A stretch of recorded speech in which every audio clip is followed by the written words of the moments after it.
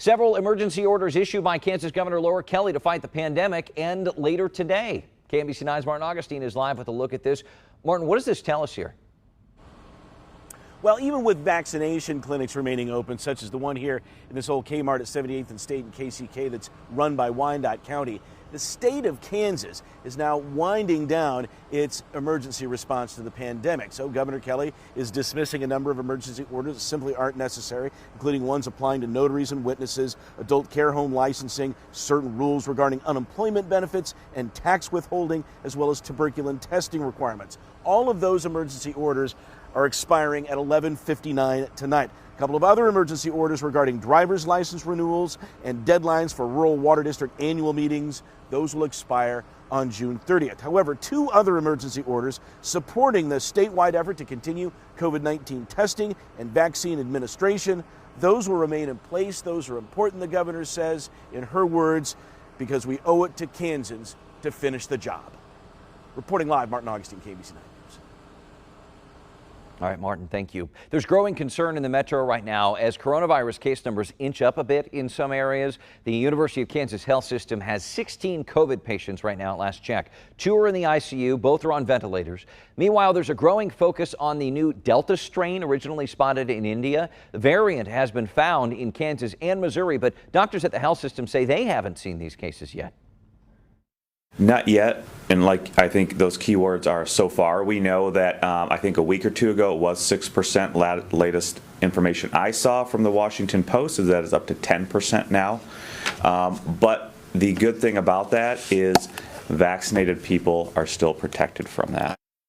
And here's an important note. If you've already had COVID-19, doctors just want to remind you, you may not necessarily be protected from this new strain. As far as symptoms for the Delta strain go, headache, sore throat, runny nose are the most common. Researchers are also seeing cases in which people lose their sense of smell or taste. Although they may not be sick, patients who have the strain could be contagious and put others at risk. Pfizer's CEO, by the way, says his company is confident in the efficacy of their vaccine against the Delta variant, and a number of studies show that vaccines on the market offer significant protection. The U.S. approaches another grim milestone, 600,000 people dead from COVID-19. Meanwhile, there is continued progress on the vaccine front. Jared Hill is watching the developments from our Washington bureau. Promising data on a new vaccine has health officials hopeful about getting control of the virus worldwide, but there still is concern about hesitancy here in the States. We're not expected to reach the president's goal of 70% of adults having gotten at least one dose by July 4th, which is why the vice president has been on the road and the White House has been increasing incentives. Meanwhile, Novavax announced that its new vaccine is highly effective. This one can be stored in regular refrigerators, leading some to hope that it could be crucial at protecting people in some of the world's poorest countries and certain parts of the U.S.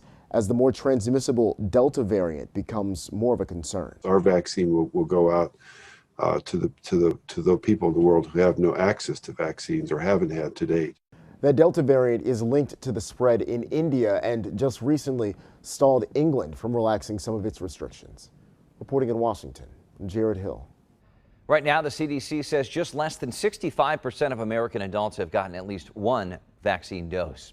This week, you can get vaccinated against coronavirus thanks to the Jackson County Health Department. Healthcare workers are offering clinics throughout the week. Today from noon to 6, you can just go to the Raytown Mid-Continent Public Library branch on Raytown Road and get your first dose.